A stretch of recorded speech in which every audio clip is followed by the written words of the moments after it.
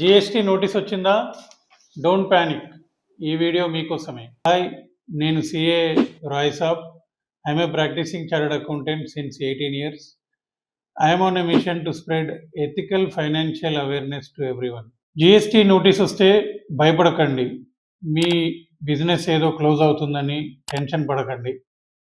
First మీకు తెలియాల్సింది ఏంటంటే, నోటీస్ అంటే మీరేదో తప్పు చేసినట్టు కాదు. అది జస్ట్ ఒక క్లారిఫికేషన్ కూడా అయి ఉండొచ్చు. జిఎస్టీ నోటీస్ అనేది ఒక చిన్న కమ్యూనికేషన్ మాత్రమే. బట్ ఇగ్నోర్ చేస్తే మాత్రం సీరియస్ అవ్వచ్చు. సో ఇక్కడ నోటీస్ వచ్చింది అంటే నోటీస్ ఎందుకు వచ్చింది అని చూడండి. మీరేదో ఫ్రాడ్ చేసినట్టు కాదు. It may be A simple communication. మీరు ఇన్పుట్ ఏమన్నా తప్పు క్లెయిమ్ చేశారా? ఐటీసీ క్లెయిమ్లో మిస్ మ్యాచ్ ఉందా?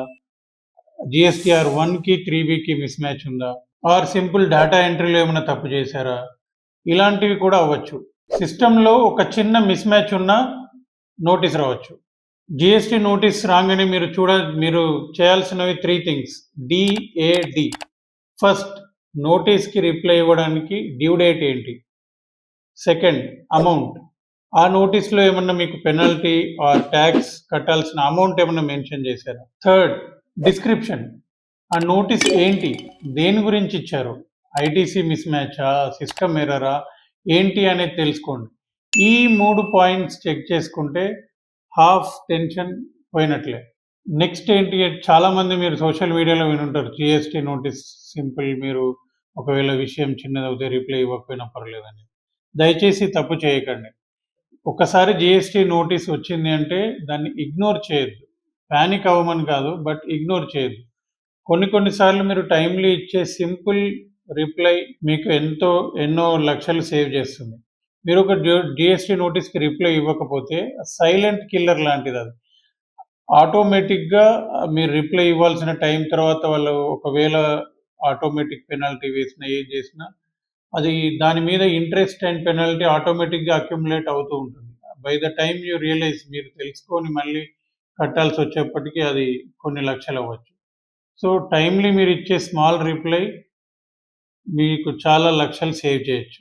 ఫైనల్ థింగ్ ఏంటంటే, మీకు తెలియాల్సింది ఎప్పుడు మీరు ఎక్స్పర్ట్ని కన్సల్ట్ అవ్వాలి అని.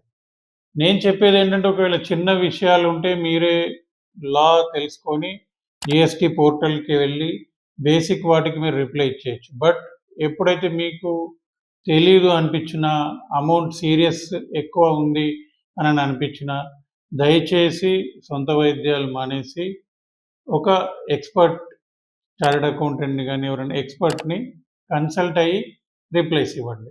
జిఎస్టీ నోటీసెస్కి కరెక్ట్గా టైంలో రిప్లై ఇస్తే, కంప్లైంట్ ఉంటే పీస్ ఆఫ్ మైండ్తో బతకచ్చు. నేను షేర్ చేసే ఈ కంటెంట్ మీకు నచ్చినట్లయితే కింద డిస్క్రిప్షన్లో ఒక GST notice response checklist ఇచ్చాను. If you want you can go through that. నేను షేర్ చేసే ఇలాంటి యూస్ఫుల్ కంటెంట్ మీకు నచ్చినట్లయితే kindly like, share and subscribe. మీ సిఏ రాయ్ సాబ్. Thank you for watching.